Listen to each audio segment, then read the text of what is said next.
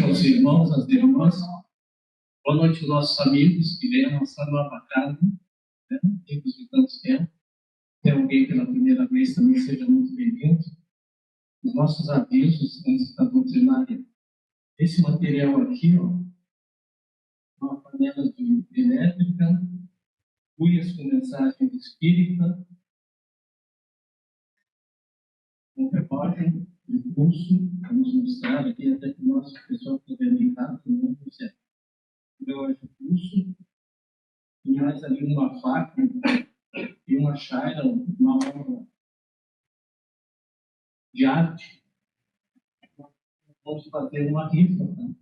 Em seguida a gente vai contar que o pessoal nos ajude comprando os cupons aqui, porque nós precisamos continuar fazendo as nossas adaptações aqui na casa.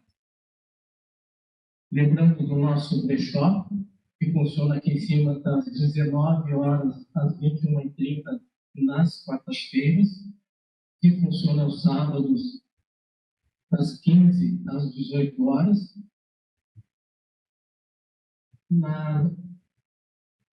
No sábado, segundo sábado de abril, abrimos um feirão aqui na casa o dia inteiro, outros a R$2, R$3, R$5. Já estamos agendando de maio e será ali antes do Dia das Mães, né? Também vamos fazer assim, pela programação da casa, todo um sábado, no início de mês, um feirão do nosso brechó. Temos a evangelização que está começando hoje para crianças de 0, né? De 0 a 3, e de 3 a 10, aqui nas salas aqui em cima, durante a palestra. Onde os pais podem trazer as crianças, assistem a doutrinária, as crianças ficam na palestra, depois as crianças descem, todo passe e aguardam os pais. E a outra turma da evangelização é os sábados, das 11 às 12, os maiores de 10 anos. Então é só vir aqui na Casa de Espírito nesses horários, e a gente também está divulgando nas nossas mídias virtuais esse horário. Temos atendimento fraterno com irmãos aqui da Casa de Plantão, das 19 horas, às 19h45, de todas as quartas-feiras. Se alguém quiser conversar sobre suas angústias, sobre suas aflições, sobre suas tristezas, pode vir aqui na casa, que haverá alguém aqui para ouvi-los. E vai entregar para essa pessoa que está aflita o Evangelho de Jesus, a luz da confiança aqui. Então, nós iniciarmos efetivamente a tarefa dessa quarta-feira, convém nós lembrarmos que ontem foi um dia muito importante para nós espíritas. Hoje é dia 31 de março de 1869, então às 11 horas da manhã, desencarnou Allan Kardec. Então a gente vai ler uma mensagem aqui, fazendo a nossa singela homenagem a Allan Kardec. Kardec, regozija-te com a tua obra. A luz que acendestes nos teus sacrifícios, na estrada escura das descrenças humanas, vem felicitar-te nos pórticos misteriosos da imortalidade. O mel suave da esperança e da fé, que derramaste nos corações superiores da terra, reconduzindo-os para a confiança na minha misericórdia. Hoje se informa em tua própria alma, fortificando-te para a qualidade maravilhosa do futuro. No céu estão guardados todos os prantos que choraste e todos os sacrifícios que empreendeste. Alegra-te no Senhor, os teus labores não ficaram perdidos. Tua palavra será uma bênção para os infelizes e desafortunados do mundo, e ao refluxo de tuas obras, a terra conhecerá o Evangelho no seu novo dia. Esse é um trecho do capítulo 21 do livro Crônicas de Além-Túmulo, um ditado por Roberto Campos, que foi gravado por Chico Xavier.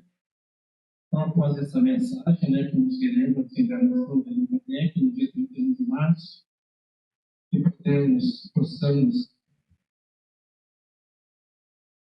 como espíritos que somos, como espíritos que aqui viemos, como espíritos que aqui estamos, reunidos em dois grupos, nos dois planos da vida,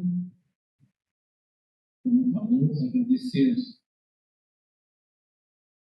aqueles que trouxeram a mensagem divina à Terra, como Moisés, Jesus e possivelmente Kardec, que deixou seu legado, que nos convida sempre ao estudo, à reflexão, à transformação.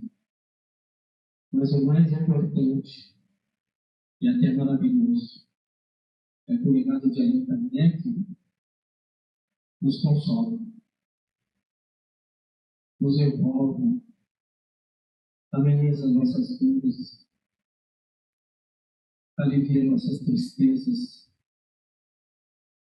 Por isso somos gratos a Ti, Kardec. E gratos a todos os amigos espirituais que estão aqui conosco nessa noite. Gratos a todos os que estão presentes fisicamente, nos assistindo pelas mídias virtuais. Gratos pelo nosso nome, pela casa, e peço que como mensagem do Evangelho para todos nós. Com certeza que possamos levar, se não uma frase, uma visão, e devemos uma palavra para as nossas reflexões durante a semana. Obrigado, Jesus amado, obrigado, Jesus dessa casa. Assim seja. Então, nosso irmão Jorge Luiz, responsável pela tarefa, trabalhador da nossa casa.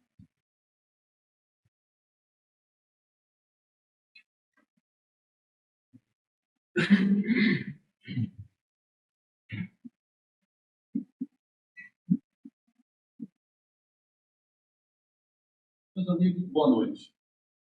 É uma alegria estarmos aqui para conversarmos a respeito do Evangelho de Jesus. Nós vamos conversar hoje a respeito da fé e da caridade. Teve um evento em Porto Alegre, acho que se fosse sexta-feira, sobre novas tecnologias.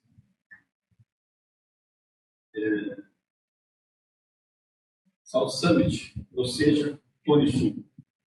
Mas o que me chamou a atenção nesse evento foi que um dos participantes fez uma colocação bastante interessante.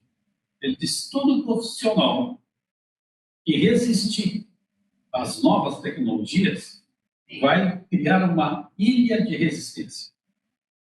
No primeiro momento, vai dificultar a divulgação dessas tecnologias.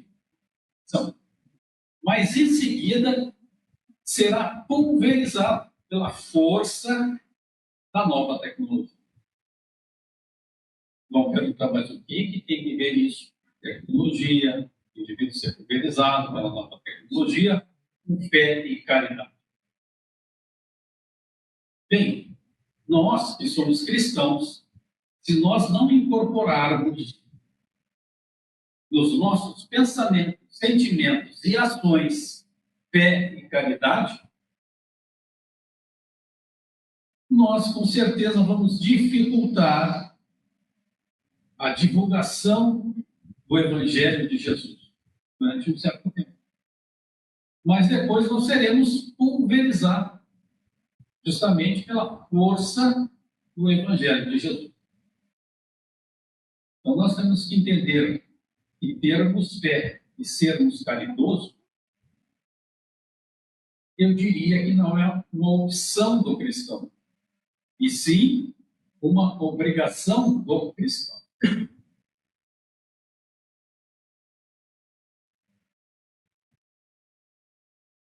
Bem, nós temos que ver o que é fé. O que é fé?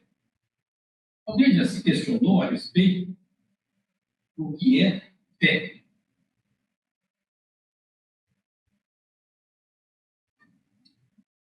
Uma criancinha bem pequenininha e joga-se no braço da mãe ou do pai. Tira-se. O pai ou a mãe o sustenta. Por que ele fez isso? Por fé, confiança que o pai ou a mãe iriam pegar o próprio ar e não iam deixar esborrachar no chão. Então, fé é confiança. Há vários tipos de fé. Tem a fé humana. O indivíduo crê no seu potencial. Se for uma fé raciocinada, humana, ele vai fazer uma análise realmente equidistante do seu potencial. Se não for, se for uma fé cega, ele vai fazer uma análise equivocada do seu potencial. Vamos supor que eu queira correr uma maratona amanhã. Escrevi, não me preparei e digo, eu vou ganhar essa maratona. É uma fé humana cega. Porque eu não estou fazendo uma análise tranquila das minhas condições. Eu estou extrapolando as minhas condições. Então, se eu for correr uma maratona amanhã, sem estar preparado, provavelmente eu vou ter algum dissabor. E depois vou me queixar. Poxa, nem terminar a maratona, ainda tive uma extensão. Então, mesmo na fé humana, existe a fé cega. Uma fé raciocinada, fé humana. Se daqui a 1 ano e meio eu vou correr uma maratona, eu começo a me preparar amanhã. Vou no médico, faço exames. Contrato um profissional para me preparar para a maratona. E daqui a 1 ano e meio eu terei condições de correr bem uma maratona. Se me perguntarem, Jorge, mesmo você vai ganhar? Eu tenho condições. Vejam a diferença. Então, nós temos que ter parâmetros até na nossa própria fé, a fé humana, nas nossas condições. E a fé divina, a mesma coisa. Se nós tivermos uma fé cega, ela não se sustenta. Porque nós não confiamos naquela situação. Alguém nos disse para agirmos assim. E nós agimos. Não sabemos o porquê. A fé raciocinada nos diz o porquê. A gente analisa e sabe o porquê ter confiança. Por que ter confiança em Deus? Por que ter confiança em Deus? Alguém já se perguntou isso? Por que eu tenho fé em Deus?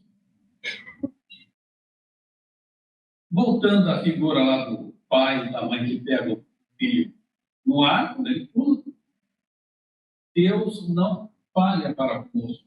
Então a gente tem fé em Deus. Quando eu era pequeno, jovem, quase ontem, havia 2 comprimidos para dor de cabeça, Pontol e Melhoral. O indivíduo tinha fé no Pontol e no Melhoral. Ele tomava aqueles comprimidos e a sua dor de cabeça passava. Então ele tinha confiança, ele tinha fé naqueles comprimidos. Por quê? Eles davam resultado. Então, isso que nós temos que pensar a respeito da fé. A minha fé é raciocinada, é lógica. Se não for raciocinada e lógica, nós temos que mudar para a fé raciocinada. Seja a nível pessoal, a fé humana e a fé divina. Tem uma passagem de Jesus que nós vamos ler para entender essa situação. Quando ele veio ao encontro do povo, um homem se lhe aproximou e lançou lançando-se de joelhos a seus pés, disse: Senhor, tem piedade do meu filho, que é lunático, e sofre muito, pois cai muitas vezes no fogo e muitas vezes na água. Apresentei-o aos teus discípulos, mas eles não o puderam curar. Jesus respondendo, dizendo: Ó raça incrédula e depravada, até quando estarei convosco? Até quando vos sofrereis? Trazei-me aqui esse menino. E tendo Jesus ameaçado o demônio, esse saiu do menino, pelo mesmo instante ficou são. Os discípulos vieram então ter com Jesus em particular e lhe perguntaram: Por que não podemos nós outros expulsar esse demônio? Respondeu-lhes Jesus: Por causa da vossa incredulidade. Pois em verdade vos digo, se tivesseis a fé do tamanho de um grão de mostarda, direis a esta montanha: transporta-te daí para ali, e ela se transportaria, e nada vos seria impossível. Isso está em Mateus 17, 14 a 20. Então Jesus fala uma coisa bem interessante. Por que os apóstolos não conseguiram expulsar o demônio? Pela sua incredulidade.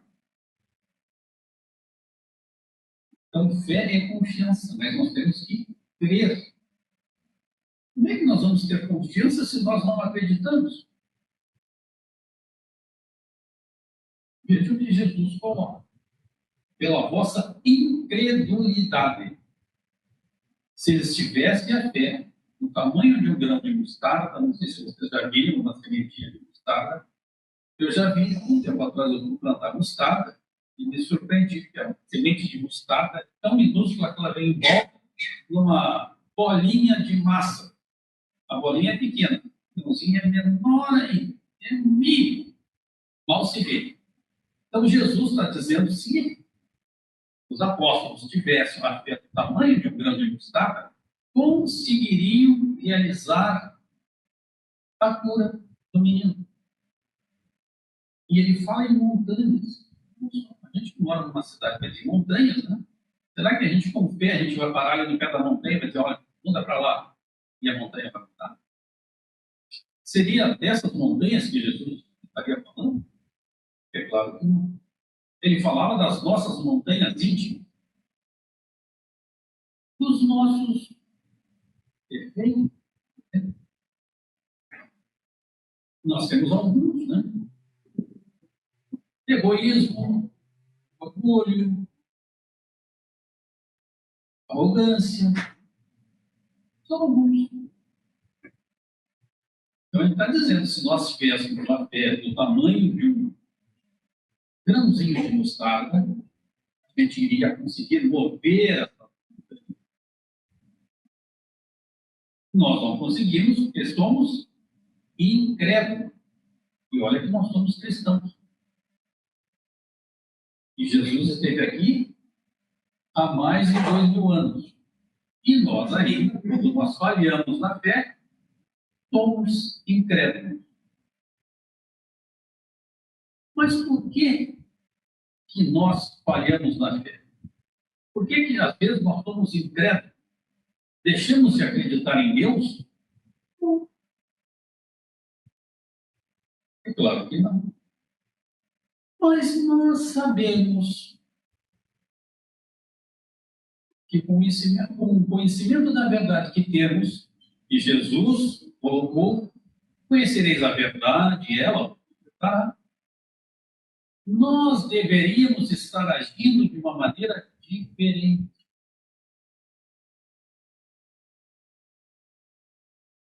E daí, no momento que nós vamos fazer um pedido a Deus, a nossa consciência nos acusa.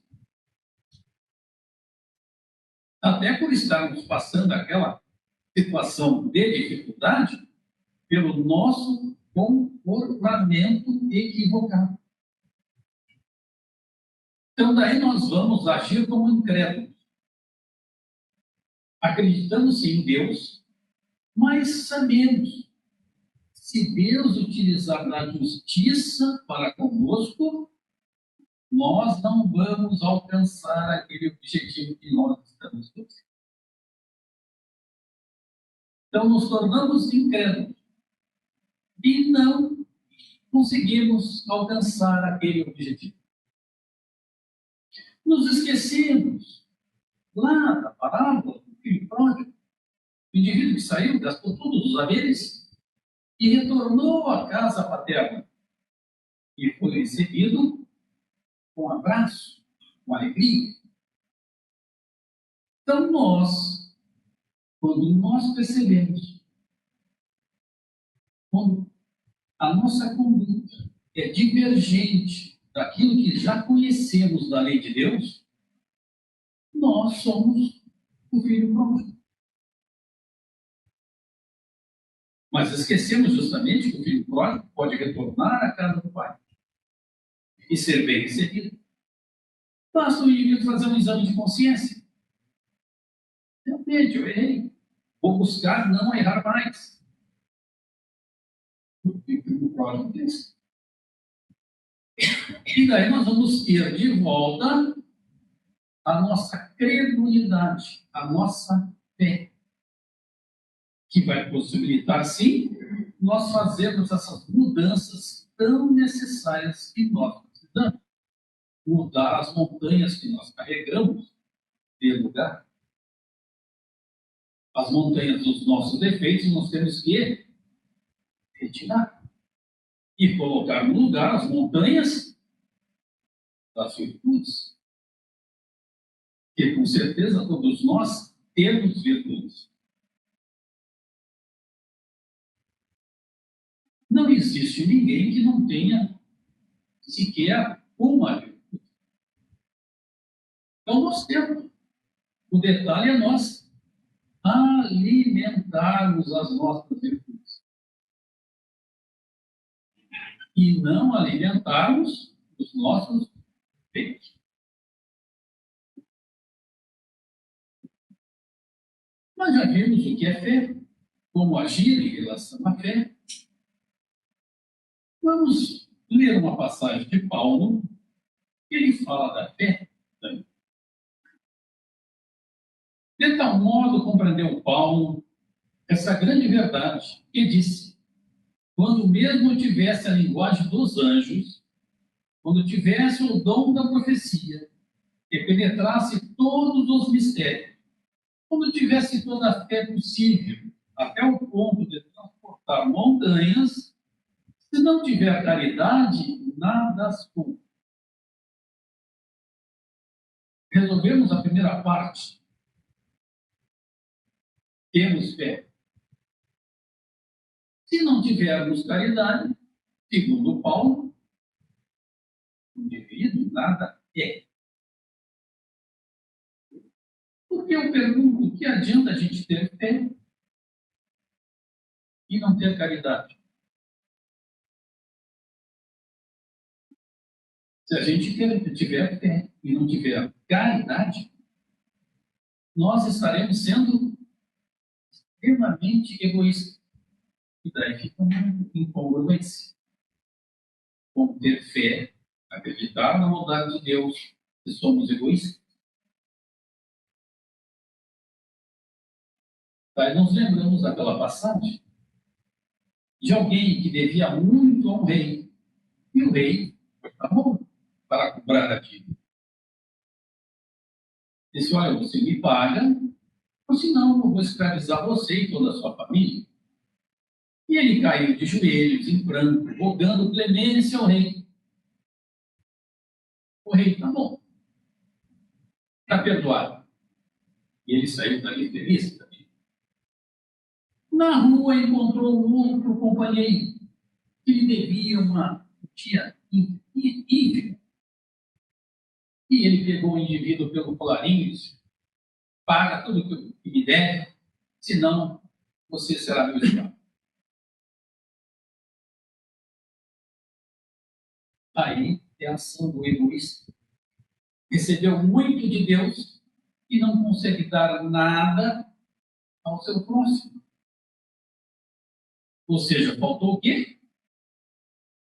Caridade.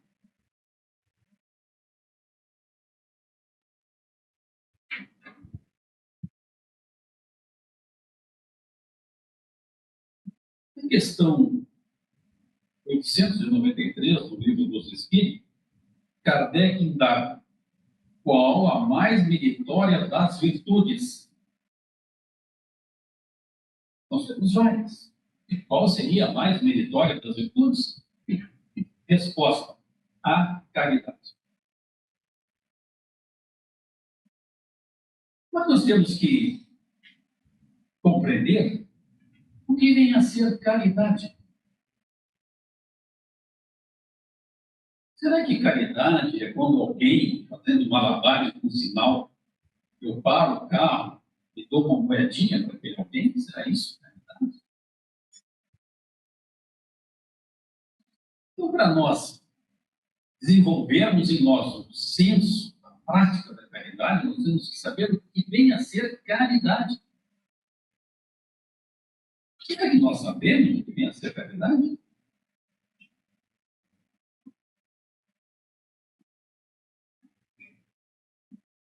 Olha o que os Espíritos nos dizem. Na questão 886 do Livro dos Espíritos.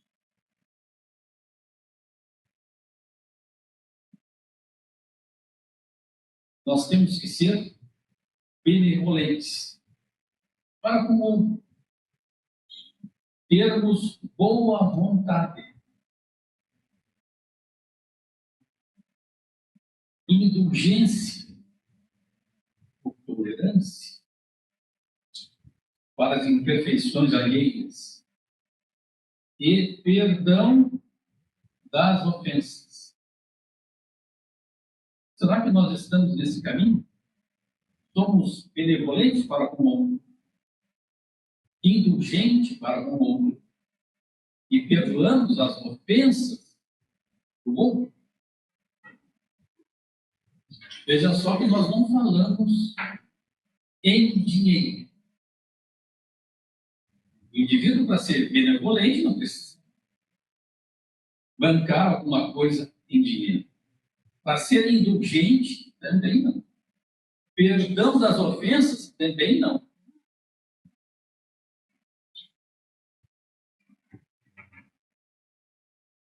Como é que nós procedemos quando analisamos ou julgamos o outro? Pense aqui, como é que nós procedemos quando analisamos ou julgamos o outro? Somos indulgentes? Temos tolerância para o outro?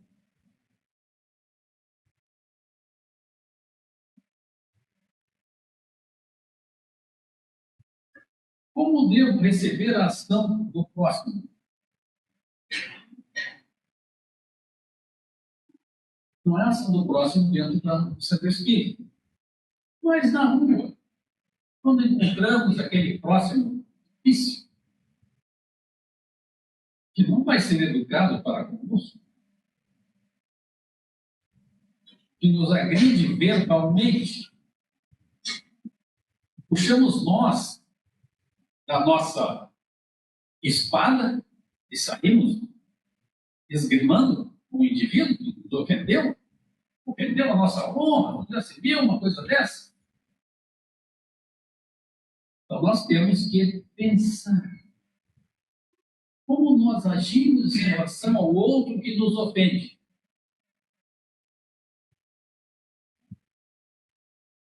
Não vamos esquecer que Jesus, certa feita, disse: o maior deveria ser o menor. Isso é absurdo, Jesus falando uma coisa dessa, o maior deve ser o menor. Ele estava falando justamente de quem conhece a lei de Deus tem que se comportar em relação ao outro que não conhece como se fosse um menor, com humildade, e não partir para o confronto das ignorâncias. Prática da caridade. Até então não falamos em dinheiro, só em sentimentos que deveremos cultivar.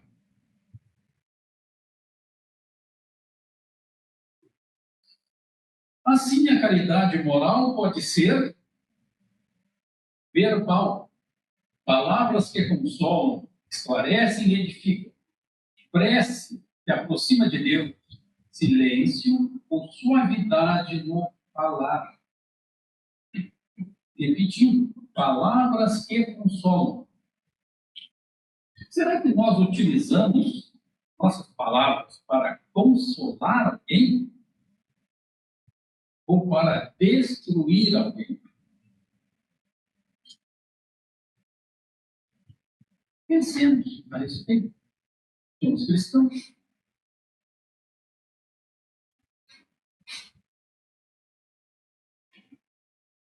Agora, a respeito dos nossos pensamentos mental, ondas mentais sob a forma de perdão, prece e amor, emitidas em favor dos encarnados e desencarnados. Quem de nós emite pensamentos favoráveis ao próximo?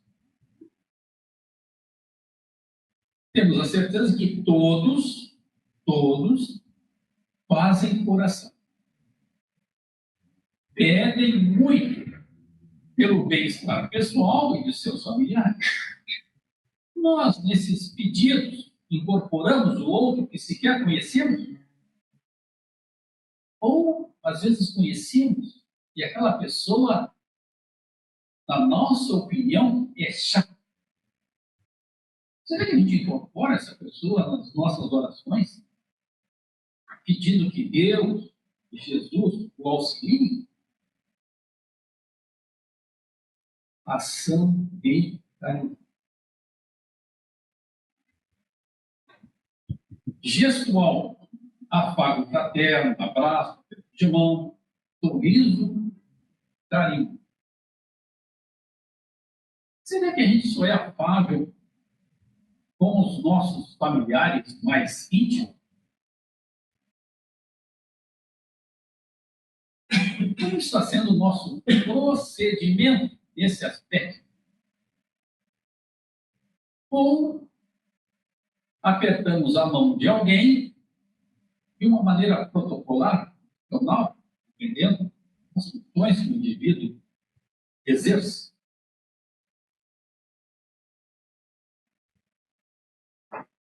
Caridade passiva.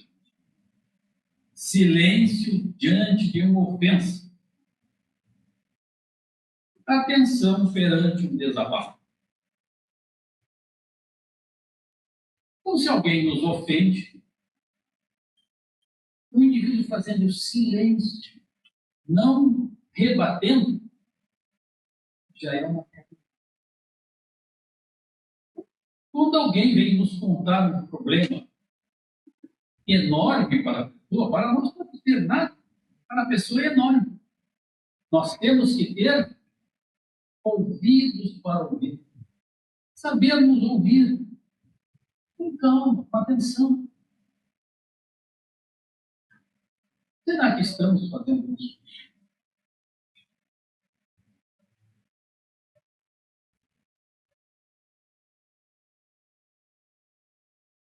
Nós vamos ver que esse sentimento da caridade moral deve continuar na caridade material. Porque nós falamos lá no início do indivíduo doar uma esmola para quem está fazendo malabares no sinal de trânsito. Quando percebemos que alguém necessita de auxílio, e nós temos essa condição financeira de auxiliá-lo, qual é o nosso procedimento? Damos a esmola para que a pessoa se sinta bem diminuída? Ou agimos como cristãos?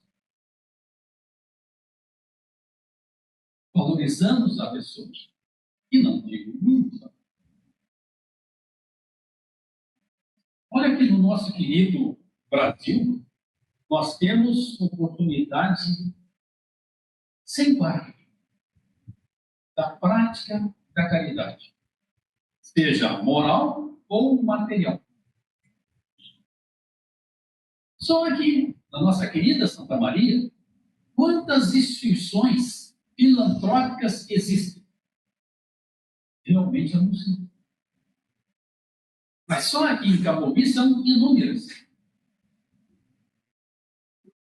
Se nós não quisermos auxiliar um indivíduo ali na rua, que a gente não sabe, esse indivíduo talvez esteja aplicando um golpe, a gente pode procurar uma instituição filantrópica, inteirar-se do que essa instituição faz e colaborar. Não vamos esquecer lá do óbolo da viúva,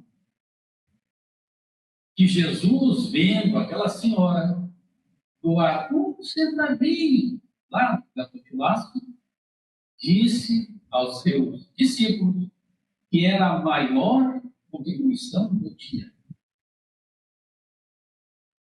Os seus discípulos falaram: que isso, mestre? Isso deu muito mais que um centavo. Como é? A viúva está dando um centavo, é a maior contribuição do dia. Foi o esforço que ela fez para doar um centavo. Talvez a gente não precise fazer esse esforço da viúva do gasofilário. Doar uma refeição nossa para praticar a caridade. Mas nós poderemos, usando o nosso bom senso, verificar se nós poderemos doar alguma coisa para alguém.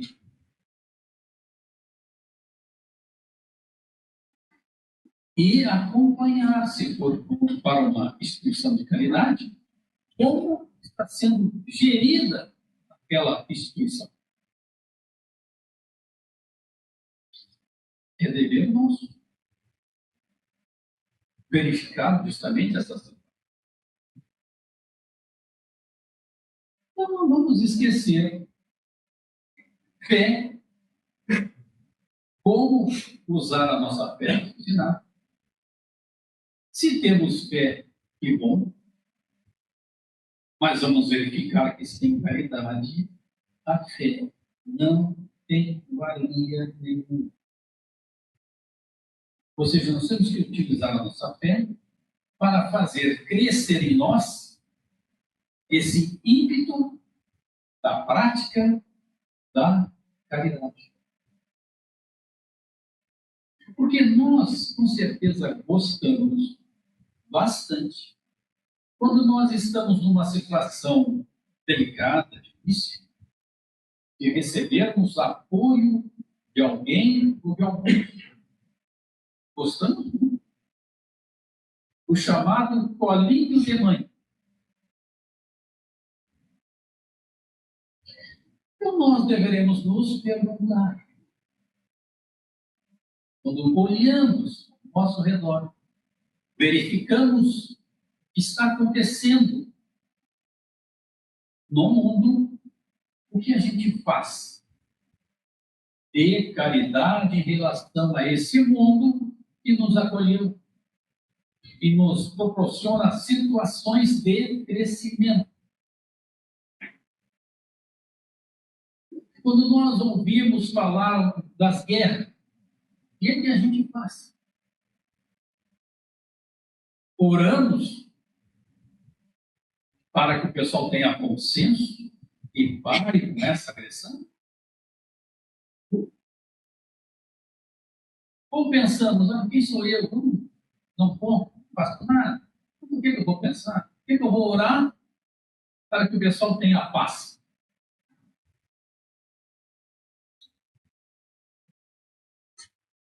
Não vamos esquecer que paz não é a ausência da guerra. E paz não é inércia. Ou seja, o indivíduo diz: eu sou da paz. Eu não me meto em situações. Isso é um indivíduo inércio. Paz é operante. É o que Jesus fez. Não conhecemos ninguém que seja mais da paz que Jesus. Mas ele agiu. Agiu em favor de princípios éticos da lei de Deus. Será que nós agimos assim? Nós que somos cristãos, temos fé e, eventualmente, praticamos a caridade.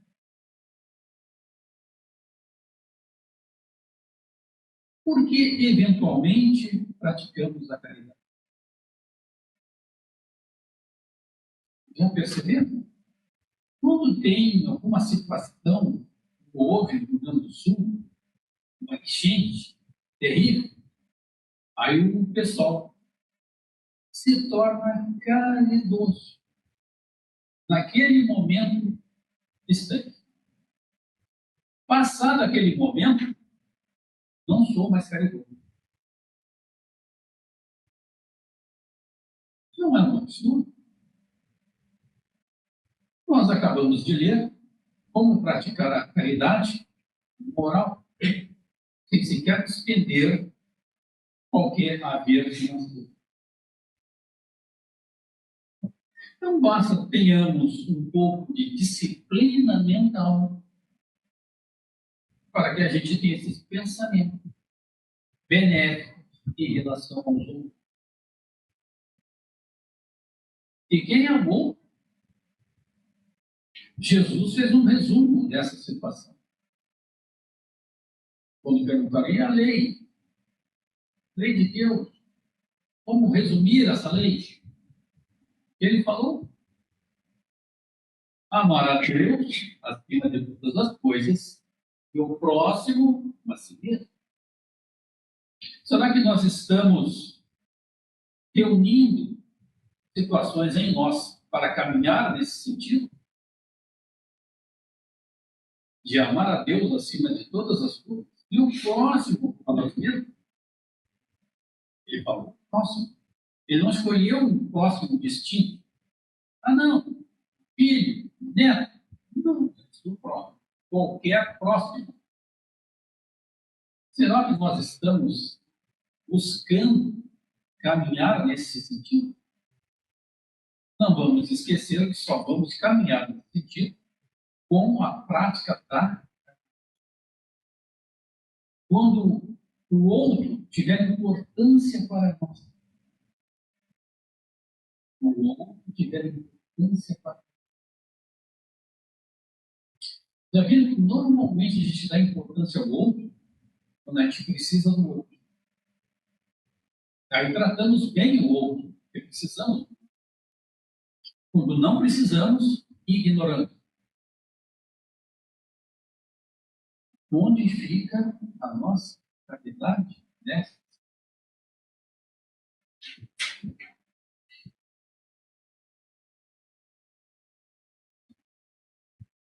Então, os Espíritos sugerem que cada um de nós procure um meio de fazer a caridade dentro das suas possibilidades. Porque às vezes a gente pensa, por um motivo de inércia, que caridade seria só fazer amansando o caminho, o Divaldo fez. E daí, como nós não temos condição de fazer uma amansando o caminho, a gente não faz nada. Acabamos de ler o quanto a gente pode fazer. O quanto. Basta a gente querer. Não vamos esquecer o nosso querido planeta Terra está passando por um momento de transição. Um momento, um planeta de expiação e de prova, está passando para ser um planeta regenerador. Então, até estava fazendo uma escalinha fácil da gente entender. Nosso planeta foi um planeta primitivo. Vamos supor o planeta primitivo seria a creche de 0 a 2 anos. Um planeta de expiação de provas, que ainda somos, seria a pré-escola, prézinho, alfabetização. E um planeta regenerador seria o primeiro grau. Então, nós começamos a perceber que para estarmos lá na creche, a solicitação, aquilo que solicitam de nós, é um patamar. Quando passamos lá para o prézinho, solicitam algo mais. E quando ingressamos no primeiro grau, solicitam mais de nós. Então, nós já somos crescidinhos, já estamos ingressando no primeiro grau. Então, temos que agir conforme os alunos de primeiro grau, e não conforme lá a creche ou o maternal. Aqueles sentimentos que nós tínhamos, que eram compatíveis em outros momentos, nós temos que analisar se são compatíveis com o atual momento que estamos vivendo.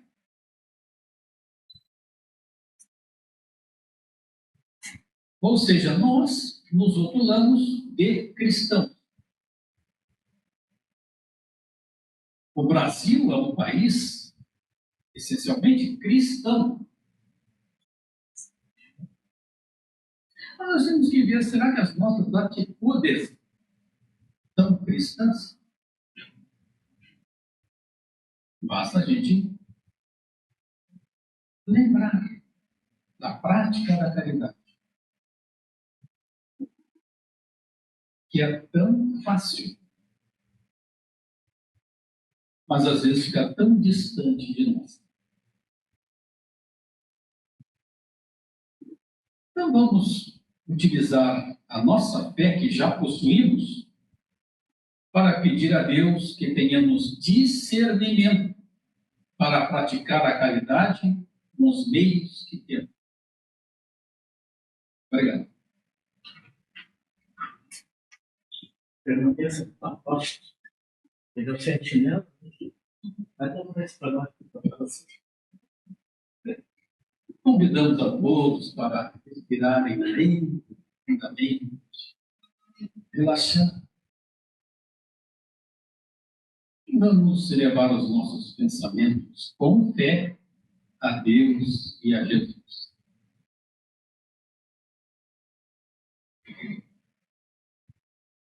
Amado Mestre Jesus, possamos nós, buscando na memória a figura do companheiro que te ajudou a carregar a cruz. E assim, com essa imagem, possamos nós ajudarmos outros companheiros a carregarem as suas cruzes. Que a tua paz nos envolva e fortaleça, à medida em que buscamos, na fé e na caridade, os cargos da nossa renovação. Que assim seja.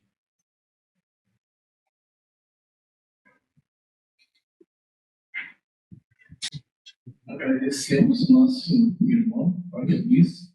Antes de encerrar, a gente vai pedir um pedido de caridade para o Consolador. Nós estamos nas mídias virtuais e tivemos essa semana a impressão que o Facebook está nos boicotando. Então, a gente pede quem puder entrar lá no nosso perfil e curtir nossas publicações. E nós observamos, a gente botou publicação que recebia 15, 20 curtidas e recebia uma, a minha. Tá? Então, nós estamos nas mídias virtuais. O canal Consolador Coletivo hoje tem mais de 200 palestras. Nós viemos transmitindo ao vivo. Estamos no Instagram, Consolador Coletivo, e estamos lá no Facebook. Encerrando, agradecemos todos que estão aqui, chegaram depois também, e os nossos irmãos que nos assistem, inclusive, de outras cidades. Boa noite para todos. Em seguida, a gente vai chamar por passe e pedimos para os que ficarem aqui no nosso pequeno auditório, tenham uma conversa em tom moderado para não prejudicar a educação.